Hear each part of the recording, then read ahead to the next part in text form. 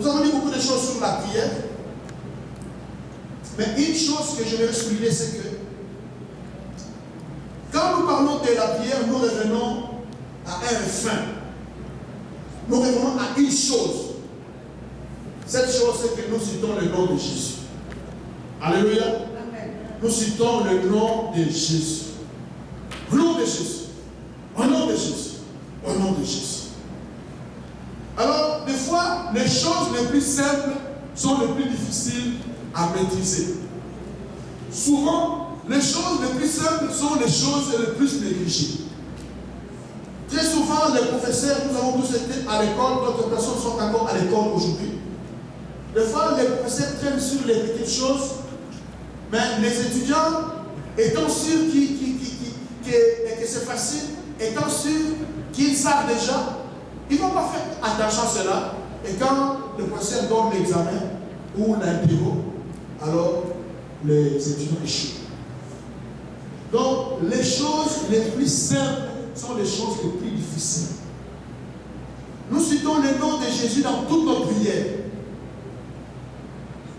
Et pourtant, ça paraît tellement facile. Et pourtant, c'est là où résident tous les résultats dans la prière. Alléluia. Alléluia. Bien-aimé, le nom d'une personne dans la Bible a de l'importance.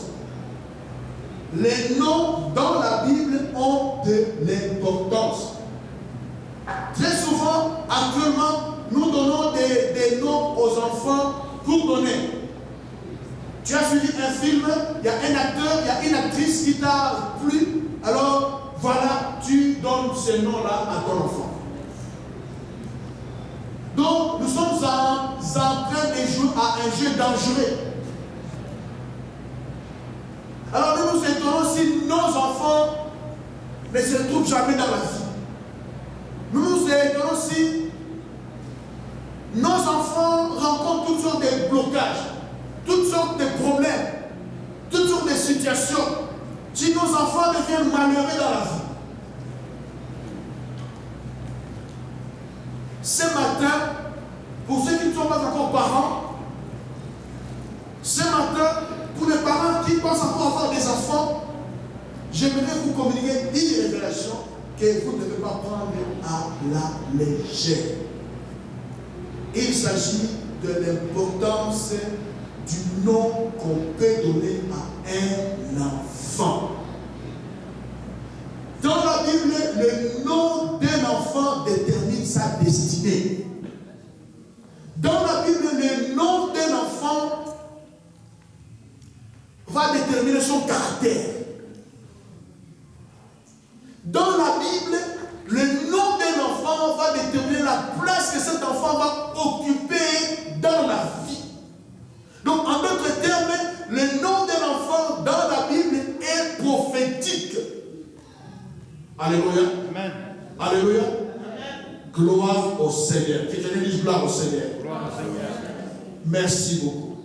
Donc, il y a une relation directe entre le nom de la personne ou d'une chose et cette personne-là.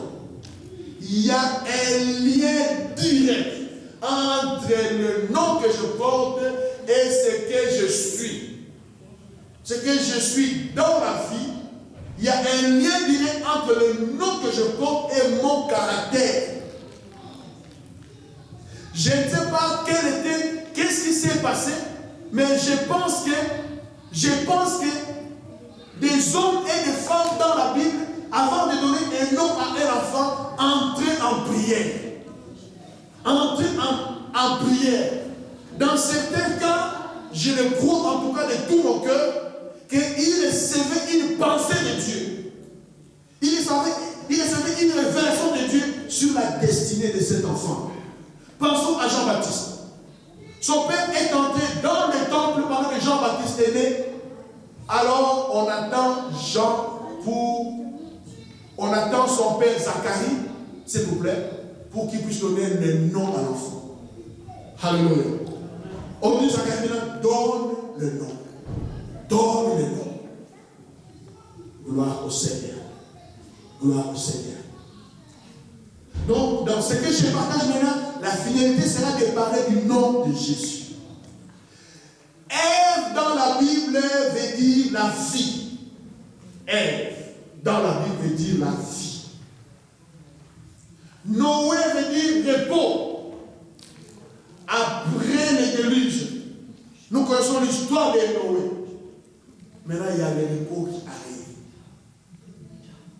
Isaac veut dire rire dans la Bible. Quand là, je vais dire à Marie que tu vas avoir un enfant dans ta vieillesse. À Sarah, que tu auras un enfant dans ta vieillesse. Qu'est-ce que Sarah fait? Sarah a ri. Voilà, ce rire-là devient le nom de l'enfant Isaac.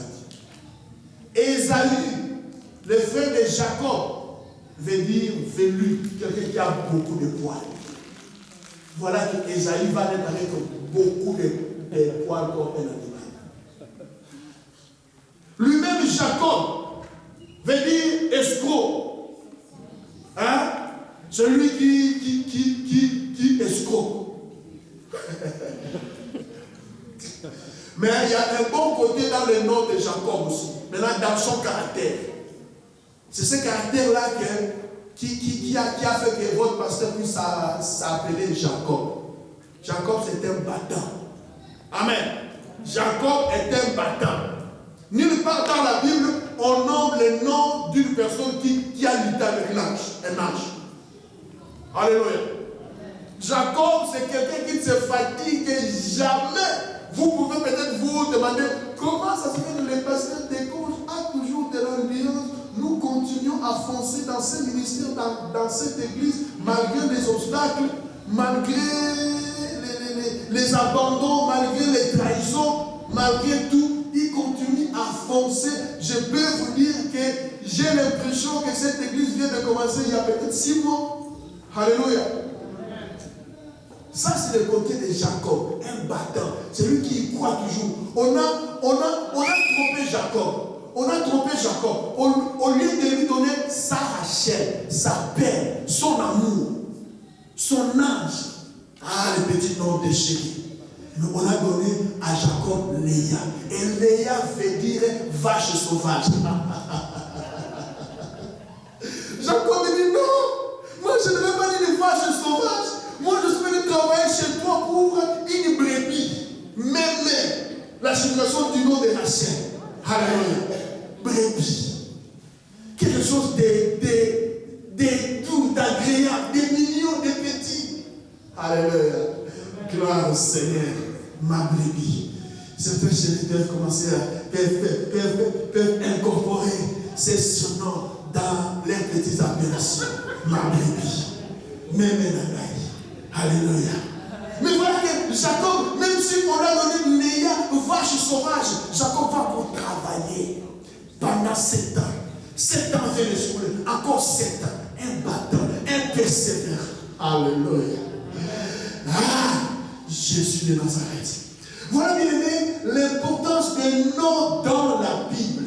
Quand Dieu veut passer avec Abraham, une autre étape dans la vie, l'étape de son élévation, l'étape de sa prospérité, l'étape de sa gloire, Dieu va dire, Abraham, il y a quelque chose ici. Là où je vais t'amener, ton nom ne te permet pas d'y entrer. Alléluia. Là où je vais te conduire, là où je t'amène, ton nom est un blocage, ton nom est une barrière, ton nom est un obstacle, ton nom est un grand caillou, un grand rocher sur le chemin sur le couloir de ta destinée. Il faut que nous puissions enlever ce nom-là. Oh, voilà, il va lui donner le nom d'Abraham, père des nations. Parce que ton nom dit que toi tu n'auras pas d'enfant, Abraham. Ton nom dit que toi tu seras toujours là. Tu vas avoir des héritiers comme tes serviteurs. Tes héritiers seront tes serviteurs. Ton nom. Quand tu as lui-même ça, Dieu dit non, maman, ça va. C'est vrai, tu veux les enfants. Tu pleures, tu gênes, mais ton nom.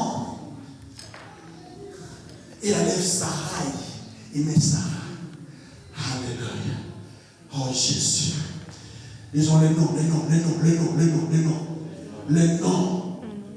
Oh Seigneur Jésus, merci. Il y a un nom dans la Bible. Comme je vous ai dit, le nom d'une personne dans la Bible est égal à sa personnalité. Le nom d'une personne dans la Bible est égal à son identité. Le nom d'une personne dans la Bible est égal à sa destinée. Le nom d'une personne dans la Bible,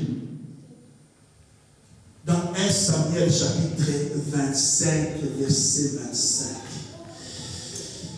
1 Samuel chapitre 25, verset 25.